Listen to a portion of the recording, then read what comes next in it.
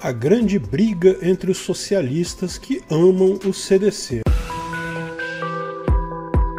Esse é o Visão Libertária, sua fonte de informações descentralizadas e distribuídas. O parasita socialista Celso Roubalsmano entrou em conflito com o parasita socialista Kim Catacoquinho. O motivo da briguinha socialista foi o preço do arroz e o fato do governo Bulbasauro ter exigido explicações das empresas sobre tal preço. Chega a ser engraçado ver os dois parasitas políticos tão próximos entre si ideologicamente, tão amantes do CDC, o Código de Destruição do Consumidor, aquele monte de rabiscos aleatórios que no final das contas só serve para encarecer produtos e serviços, os dois que amam isso discutindo assuntos de controle de preço. Kim Catacoquinho estava outro dia fazendo projeto para exigir percentual X de internet atendido pela empresa, segundo ele para melhorar o ping do joguinho, como se o tamanho da banda fosse o mesmo que velocidade do ping, como se forçar determinado tamanho de banda fosse algo que fizesse diferença positiva para o consumidor.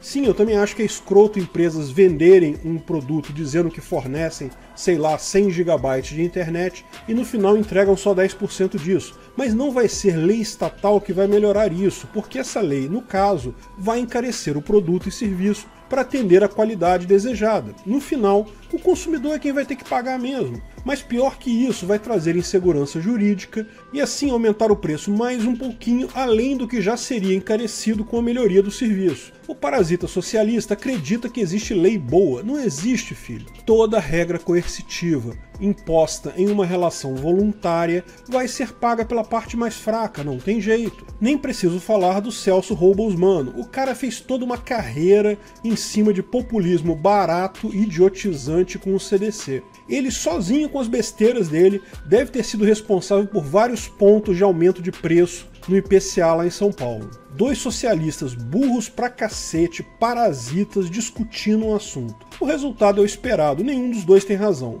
Os dois são idiotas completos. Kim começa forçando a barra legal para dizer que Bulbasauro está fazendo controle de preços, como a Venezuela e como Sarney. Olha, que esse negócio do Ministério da Justiça pedir explicação das empresas foi uma besteira? É lógico que foi. Eu também critiquei essa parada de pedir explicações de supermercado sobre o preço do arroz. Mas veja, ele não notificou para a multa, ele pediu informações, o que é bem diferente. É um absurdo, uma medida autoritária e sem sentido? Sim, é. O arroz é do cara, ele vende por quanto ele quiser. O governo se intrometer nesse meio só vai piorar as coisas. Porque o governo não produz arroz, você sabe, ele não tem como ajudar, ele só consegue atrapalhar. E olha, ele consegue atrapalhar muito. Então é uma besteira ele sair pedindo explicação para os fornecedores. Mas isso não é controle de preços. Aliás, Bulbasauro deixou claro que não faria controle de preços de jeito algum. E até se saiu como medida positiva, diminuir a quantidade de roubo estatal do governo na importação de arroz. Não que isso vá fazer grande diferença no preço,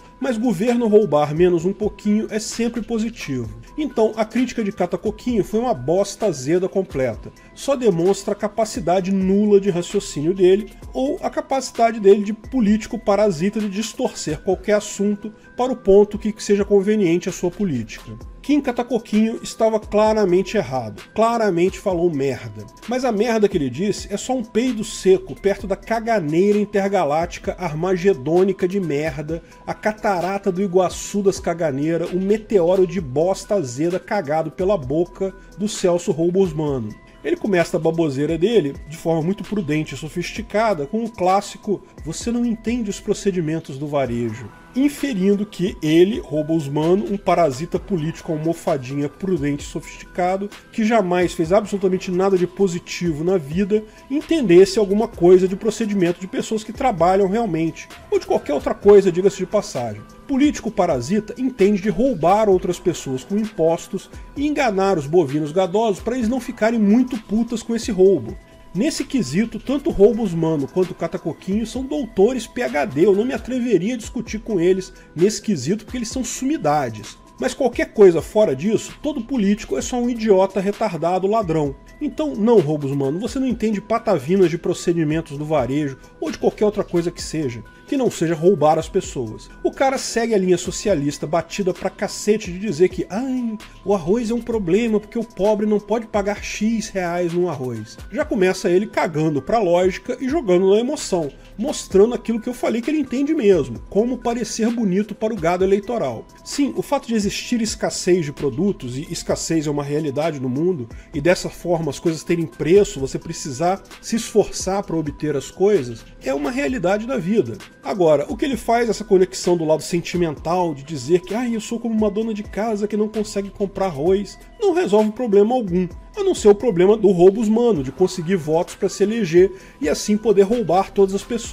Depois, num curioso contorcionismo mental, ele, que claramente está apoiando o Bulbasauro, culpa a desvalorização do real, feita por Bulbasauro, pela falta de arroz e aumento do preço desse. Essa foi a única coisa que presta em tudo que ele falou. De fato, esse é um dos motivos, não tem como negar. O preço dos alimentos é dado mundialmente, porque o mercado de alimentos é mundial. Se o governo desvaloriza o real, os alimentos passam a ficar mais caros. Isso é óbvio, é claro. Besteira dizer que é porque o produtor prefere vender para o exterior. Não, o mercado é um só no mundo todo. Ele vai vender no mercado, o mercado é o mundo todo. O fato é, quando o Paulão Guedes jogou o preço do real lá para baixo, ele ferrou os brasileiros. É mais pura verdade. Mas Roubos Mano não consegue se livrar da socialice aguda dele. Logo em seguida ele culpa megacorporações pelos preços altos. A indústria do arroz dita o preço até para o produtor, como se algum produtor fosse obrigado a vender para a indústria. Até no sítio do meu avô tinha maquininha de descascar arroz, qualquer um tem isso. Se o produtor quiser vender para a indústria, ok, provavelmente é a melhor saída dele, principalmente se ele é um produtor grande.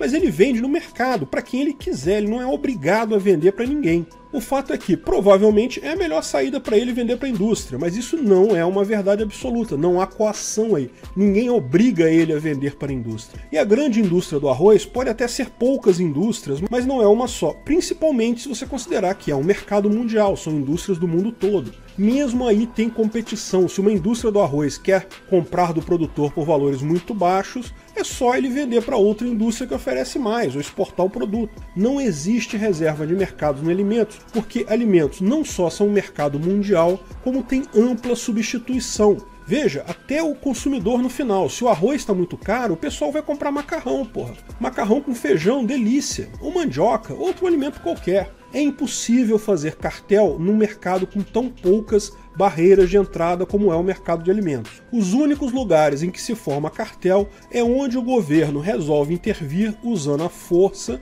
e assim cria barreiras de entrada naquele mercado. Aí depois Roubos Mano choram um monte de práticas de supermercado, como por exemplo exigir um enxoval de produtos gratuitos para abrir uma loja nova, como se isso fizesse alguma diferença para o consumidor final. Eu não sei se esse troço de enxoval acontece mesmo, por padrão ou não. Meu chute é que deve acontecer sim, muitas vezes, principalmente em redes grandes.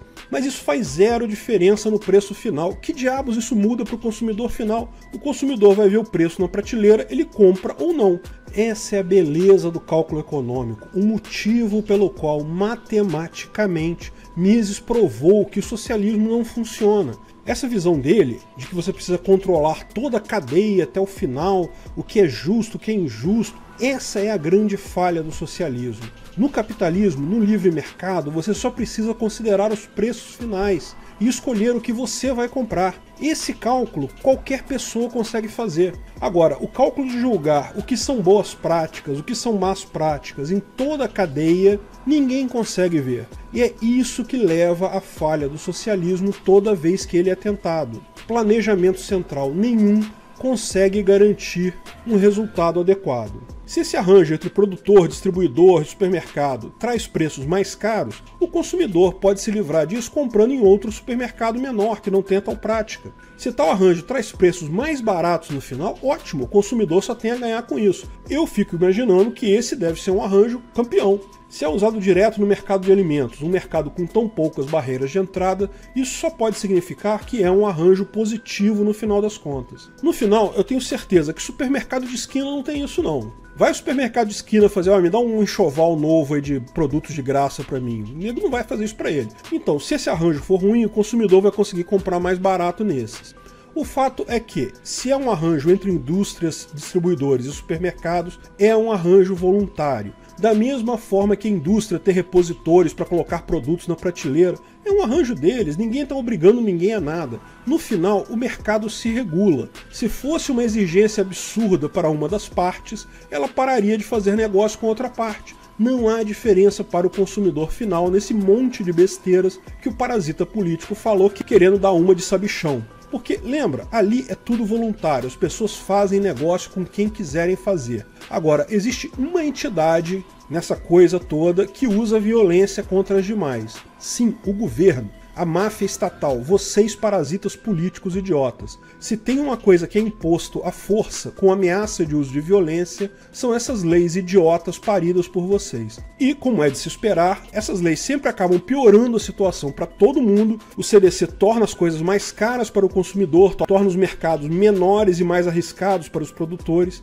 Todo mundo perde, menos vocês parasitas, que são os grandes beneficiários dessa coisa de máfia estatal de roubar imposto das pessoas. No final, o parasita Robo-Usmano conclui colocando o corpo da mulher falecida dele na política. Ai, porque eu luto nessa cruzada, porque eu pedi minha mulher para um erro médico. Muito triste isso, cara, porque do jeito que você está se propondo a fazer, com o uso de violência estatal em relações voluntárias, você só está piorando as coisas. O triste da coisa é saber que esses parasitas sabem que estão fazendo besteira. Eles sabem, isso é um teatrinho para eles, para ganhar votos dos senhores bovinos gadosos menos privilegiados em termos de massa cinzenta, e portanto sem capacidade de ver além das sombras na caverna do socialismo. Meu amigo, 2020 não cansa de trazer tragédias e mais tragédias. Pior de tudo é ver esse paspalho do Robo-Usmano com chance real de se tornar o novo rei do gado de São Paulo. Na última pesquisa ele está na frente até do ganhador do último prêmio Rei do Gado, Bruno Câncer. Tudo bem que a escolha ali é triste mesmo, não tem um único nome que traga um mínimo de consolo, um pouco menos de socialismo, mas Robo-Usmano é triste. Vem cá, não tem como deixar esse troço de prefeitura vago até a próxima eleição, não? Ou então fazer uma rinha de políticos. Ao invés de vídeos no YouTube com alto teor de gadosidade, bota o Kim Catacoquinho e o Celso Robo-Usmano num ringue, cada um com uma faca, apaga a luz e que sobreviva o melhor. Pelo menos é uma saída mais autêntica que esses caminhões de merda gravados por eles. Obrigado pela audiência. Se você gostou do vídeo, curta e compartilhe para ajudar o canal. Se ainda não é inscrito, inscreva-se no botão abaixo e clique no sininho para ser avisado de novos vídeos. Além do Twitter e Facebook, estamos agora também no Instagram. Procure ancap.su lá e veja o nosso conteúdo por lá também. Até a próxima!